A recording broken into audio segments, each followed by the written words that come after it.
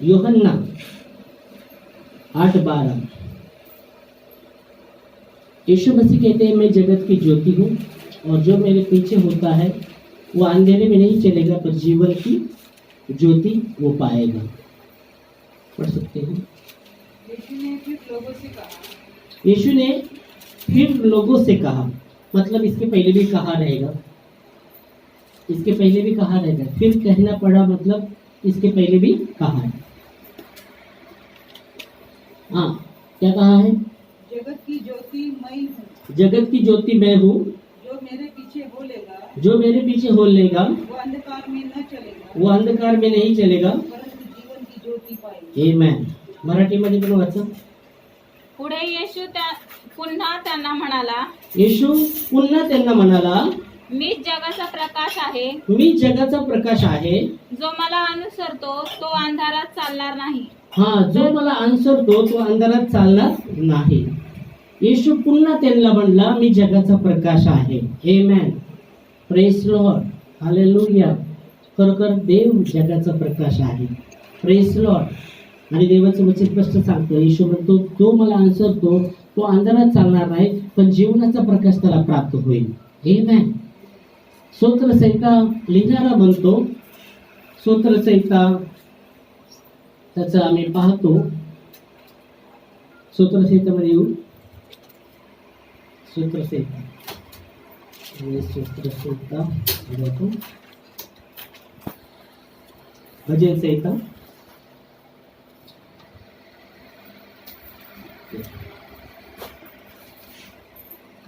34 त्याचं 5 वचनामध्ये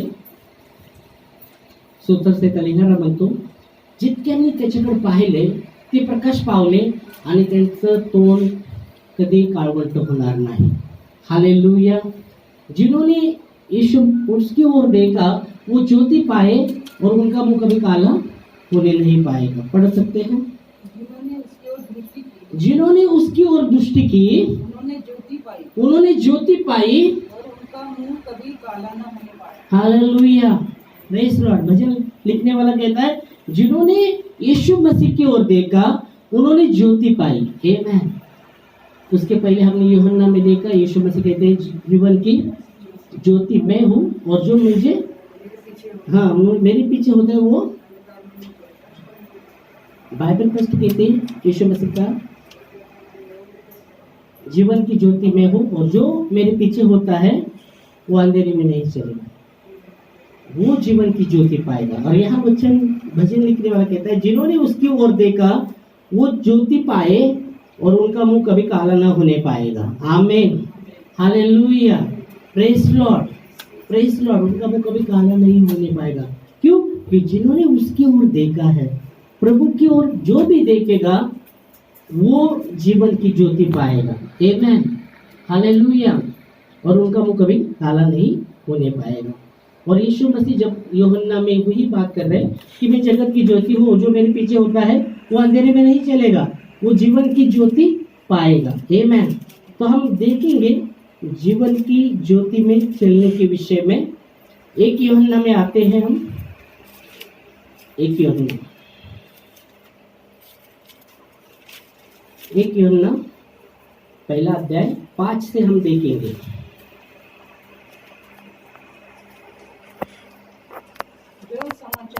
जो समाचार हमने उससे सुना.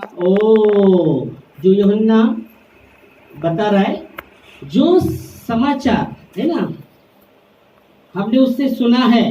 ओके. Praise Lord.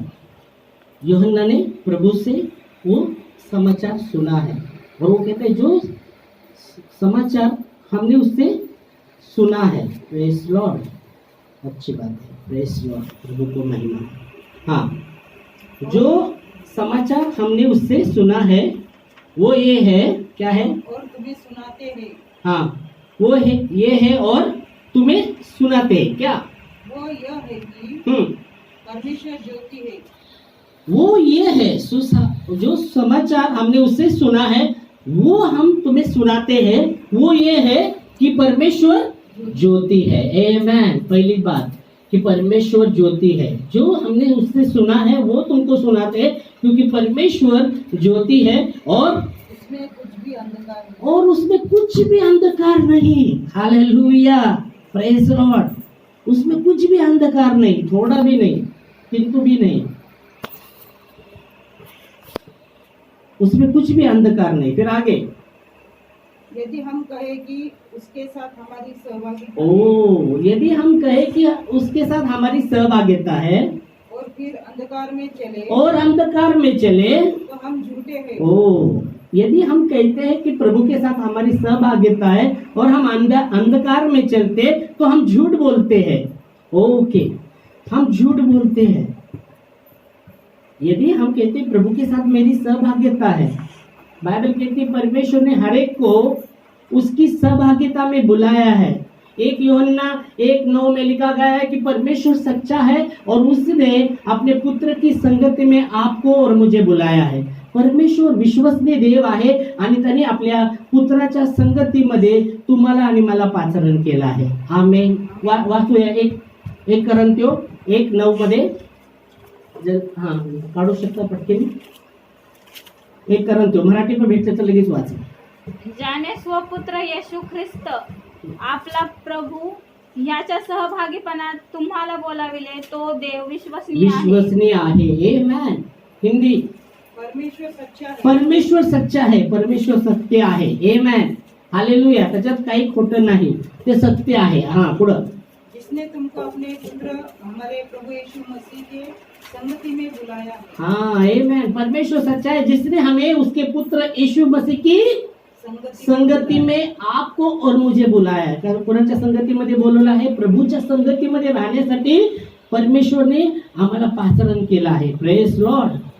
और यहाँ भी वचन कहता है, यूहन्ना बता रहा है कि जो सुसमाचार हमने सुना है वो हम आपको बताते हैं कि परमेश्वर ज्योति है, उसमें कुछ भी अंधकार नहीं। और 6 वचन में वो कहता है, क्या करता है?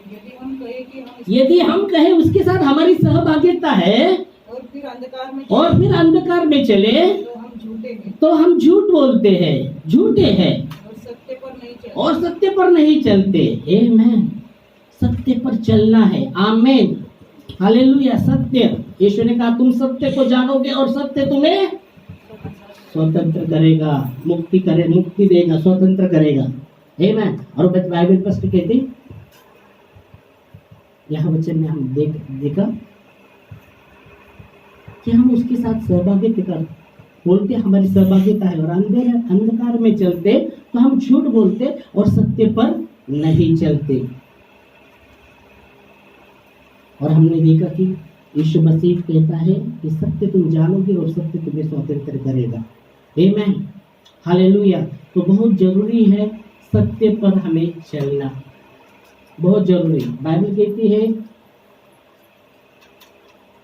गलती 5:1 में, मसीह ने तुम्हें स्वतंत्र के लिए स्वतंत्र किया है, इसलिए उसमें स्थिर रहो, फिर से दासवस्त्र के जुए में न जुओ।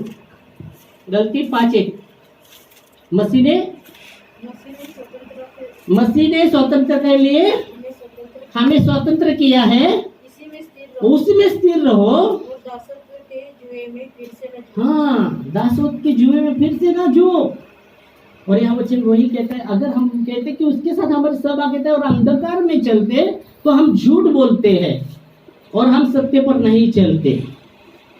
तो यहाँ वचन स्पष्ट कहता है, मसीह ने यूहन्ना में यीशु मसीह ने क्या कहा? तुम सत्य को जानोगे और सत्य तुम्हें स्वतंत्र करेगा, जो यूहन्ना 8:32 में लिखा गया है। और यहाँ वचन वही कहता है।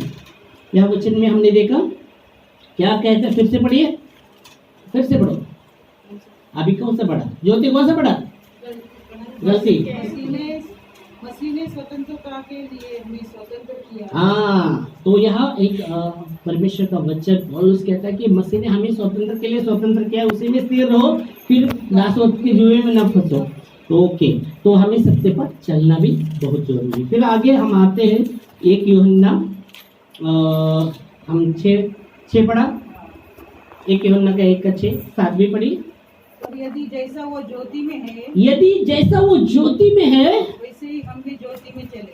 Praise Lord. जैसा वो ज्योति में है और हम भी ज्योति में चलते हैं, निर्णय करते हैं ज्योति में चलने का, तो क्या होता है? तो एक दूसरे से सहभागिता रखते हैं। उसके साथ सहभागिता रखते हैं, मसीह के साथ सहभागिता रखते हैं, और मसीह का लहू हमें सब अधर्मों से शुद्ध करता है। यदि जैसा वो ज्योति में है और हम भी निर्णय करते कि हम ज्योति में चलेंगे, तो उसके साथ सहभागिता करते हैं, और मसीह का लहू हमें अधर्मों से शुद्ध करता है, पापों से शुद्ध करता है। Amen, hallelujah, praise lord, praise lord. फिर आगे जाके कहता है, अगर हम कहते हम में कुछ भी पाप नहीं, तो हम झूठ बोलते हैं। 8 वचन भी पढ़िए। यदि हम कहें कि हम में कुछ भी पाप नहीं, हाँ, यदि हम कहते हैं कि हम में कुछ भी पाप नहीं, तो अपने आप को धोखा देते हैं, हम अपने आप को धोखा देते हैं, और हम में सत्य नहीं। हम में सत्य नहीं। परफेक्ट कोई नाही, पूर्ण कोण नाही, फक्त देव आहे। आमेन। आणि म्हणून आम्हाला देवाची गरज आहे, त्याच्या रक्ताची गरज आहे, त्याच्या पवित्र आत्म्याची गरज आहे, त्याच्या वचनाची गरज आहे, क्षण गरज आहे। यह वचन कहता है 8 वचन में, अगर मैं कहूँ मुझ में कुछ भी पाप नहीं, तो क्या कहता है वचन? अपने आप को धोखा देते हम अपने आप को धोखा देते हैं, और हम में सत्य नहीं। हम में सत्य नहीं। परफेक्ट कोई नहीं है, कोई नहीं। इसलिए लहू की जरूरत है, अनुग्रह की जरूरत है, लहू की जरूरत है, पवित्र आत्मा की जरूरत है। अभी हो सकता है, हो सकता है।